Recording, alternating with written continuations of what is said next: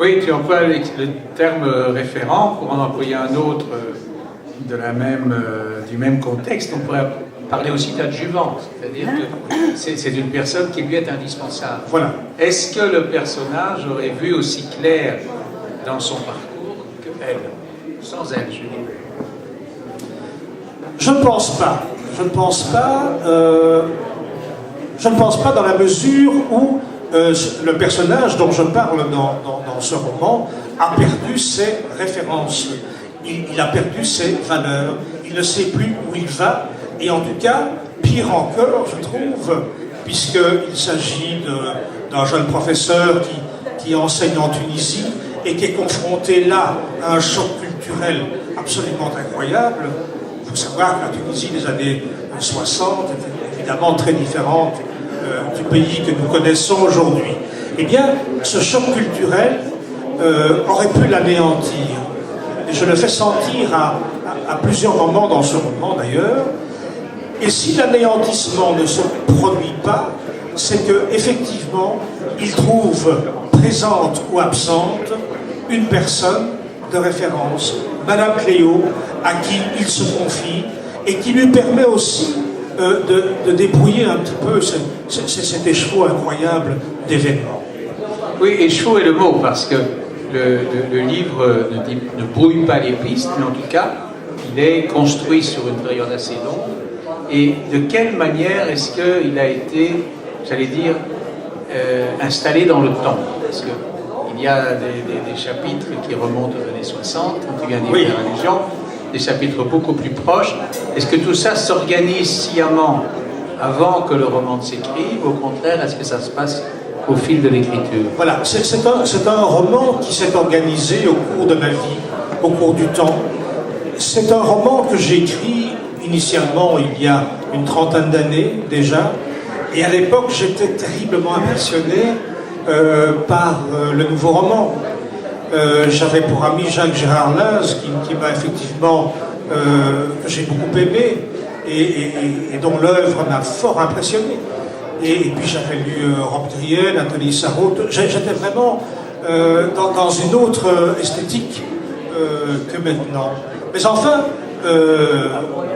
ce roman, malgré tout, qui est sorti de moi dans les années 70, 80, eh bien, il avait sa justification affective au départ, il avait une première esthétique d'autre part, et puis j'allais voir au fil du temps ce qu'il allait devenir. Comment ce roman allait-il vieillir dans mes tiroirs? Et je me suis aperçu... Donc il était resté inédit alors? Il était resté inédit, il avait reçu un prix Berggrass à l'époque, son manuscrit, mais il était resté inédit, et je voulais savoir comment ce roman pouvait vieillir.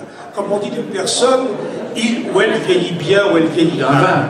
Voilà, c'est ça. Et je me suis aperçu des années après que mon esthétique, enfin mon goût littéraire, avait fondamentalement changé, mon écriture aussi. Et je me suis demandé comment j'allais faire cette alchimie curieuse de préserver l'espèce de sensualité, d'ingénuité de ce roman initial, et comment j'allais l'accorder avec mes exigences actuelles pour l'écriture. Oui, mais est-ce qu'il y a 2 temps ou 3 temps? Parce que l'allusion que tu fais au nouveau roman, par exemple, est-ce qu'elle aurait à un moment donné pesé sur la version originale et t'aurait amené à en prendre des distances, et que maintenant tu aurais repris à nouveau des distances, mais à l'égard de la forme expérimentale? J'ai pris mes distances par rapport à la forme expérimentale, et ce que j'ai cherché, évidemment, à travers le public, c'est sûr, à travers le lecteur, c'est une expression qui soit la plus directe possible, qui soit... J'avais envie, si tu veux, que l'émotion initiale soit entendue, comprise et lue à travers la grille de lecture qu'on peut se faire aujourd'hui. Parce que, justement, c'est une des questions dont parfois le lecteur, plus ou moins profane, n'a pas l'idée, c'est que le romancier et l'écrivain en général est à la fois un artiste et en même temps un témoin, c'est-à-dire une espèce de, osons le mot, critique. C'est-à-dire comment est-ce que ces deux attitudes, celle de l'invention et du surgissement, et en même temps de l'analyse, qui est aussi une de tes disciplines. Comment est-ce qu'elle se concilie dans le processus d'écriture?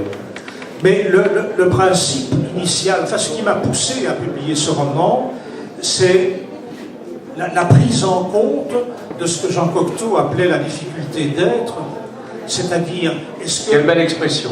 Ben voilà, la difficulté d'être.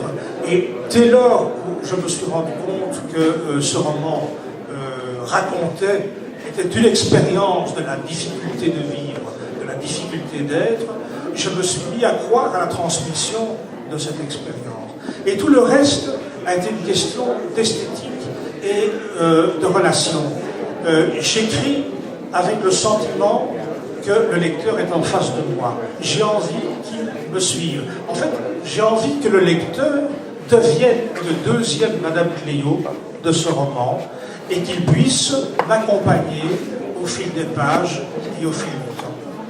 Bien voilà, il reste au lecteur de prolonger le processus. Merci en tout cas. C'est moi qui te remercie, Jacques.